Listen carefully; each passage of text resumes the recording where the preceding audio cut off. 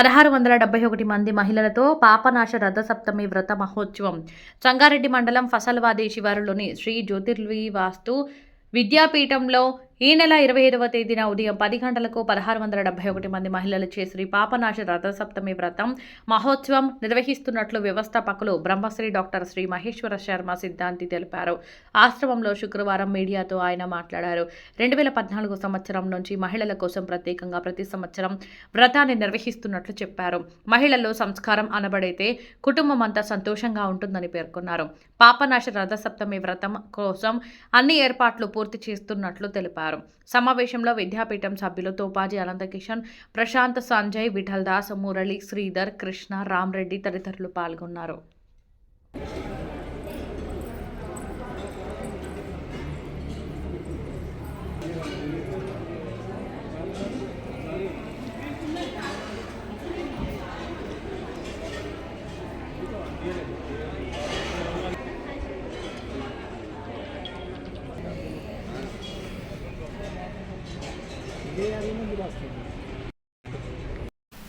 విద్యాపీఠం 2014 సంవత్సరం నుండి ప్రతి సంవత్సరం కూడా ఒక మహత్తరమైనటువంటి వ్రతాన్ని మహిళలలో ఆధ్యాత్మిక చైతన్యం కోసం నిర్వహించడం జరుగుతుంది.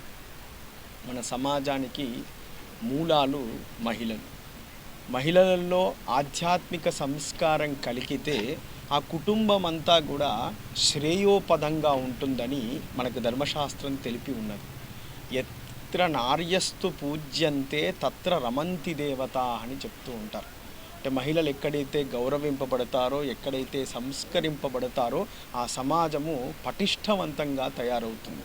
అందువల్ల మహిళలలో ఆధ్యాత్మిక చైతన్యాన్ని కలిగించేందుకు శాస్త్రం బోధించింది వాళ్ళు వ్రతం ఆచరణ చేయమని చెప్పింది. మనకు అనేకమైనటువంటి వ్రతములు ఉన్నాయి. ప్రతిరోజు ఒక్కొక్క వ్రతం చెప్పారు. 360 వ్రతాలు ఉన్నాయి. దాంతోపాటు ఇంకా అనేకమైనటువంటి వ్రతాలు ఉన్నాయి. వాటి యొక్క విజ్ఞానాన్ని, వాటి ఫలితాన్ని కలిగించాలని శ్రీ జ్యోతిర్వాస్తు విద్యాపీఠం ప్రతి సంవత్సరం ఒక అత్యద్భుతమైనటువంటి వ్రతాన్ని ఎంపిక చేసి ఆ వ్రతాన్ని సహస్రాధిక మహిళల చేత ఏకకాలంలో నిర్వహించి తరిస్తూ ఉంది. 2014లో సువర్ణ గౌరీ వ్రతం అనేటువంటి ఒక మహత్తరమైనటువంటి వ్రతాన్ని ఆచరణ చేసింది 1000 మంది మహిళల చేత.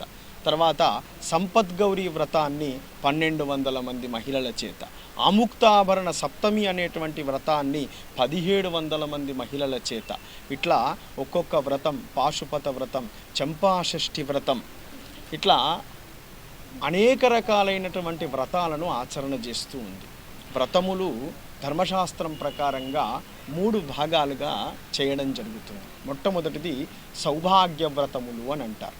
స్త్రీకి అత్యంత గొప్పనైనటువంటిది భర్త యొక్క క్షేమం, కుటుంబం యొక్క క్షేమం. సౌభాగ్యము సుస్థిరంగా ఉండాలని ఆచరించే వ్రతాలను సౌభాగ్య వ్రతములు అని అంటారు.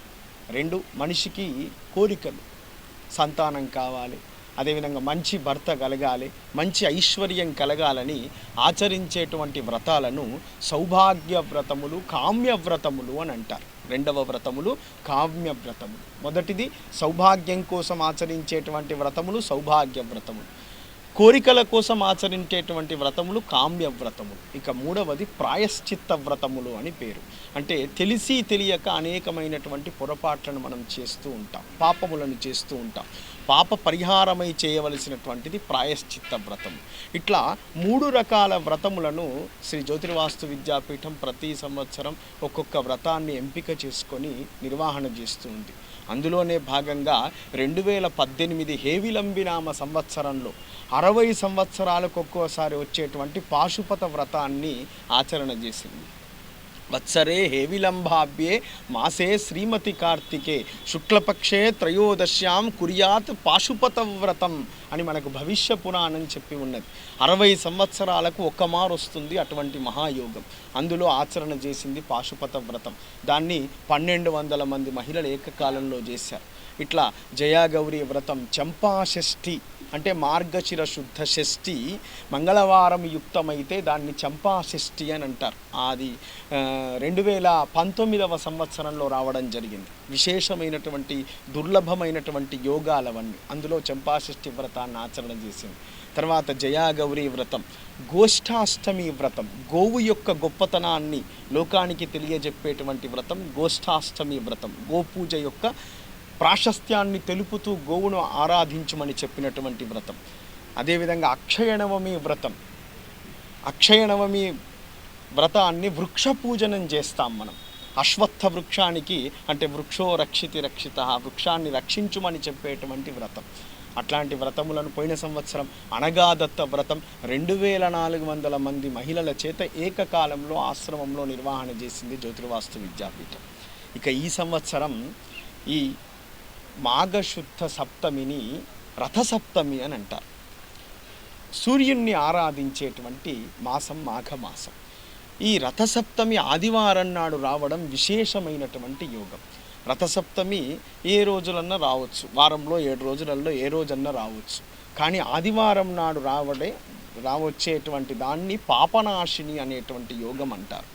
మనం చేసినటువంటి పాపం అంతా కూడా ఆ రోజు ద్వాదశాదిత్యులను ఎవరైతే అర్చిస్తారో వాళ్ళు చేసినటువంటి పాపం, సప్తజన్మ కృతం పాపం, ఆ 7 జన్మల్లో చేసినటువంటి పాపం అంతా కూడా పరిహరింపజేస్తుంది. ఇటువంటి మహత్తర యోగము 2014లో ఒక సంవత్సరంలో సంభవించింది.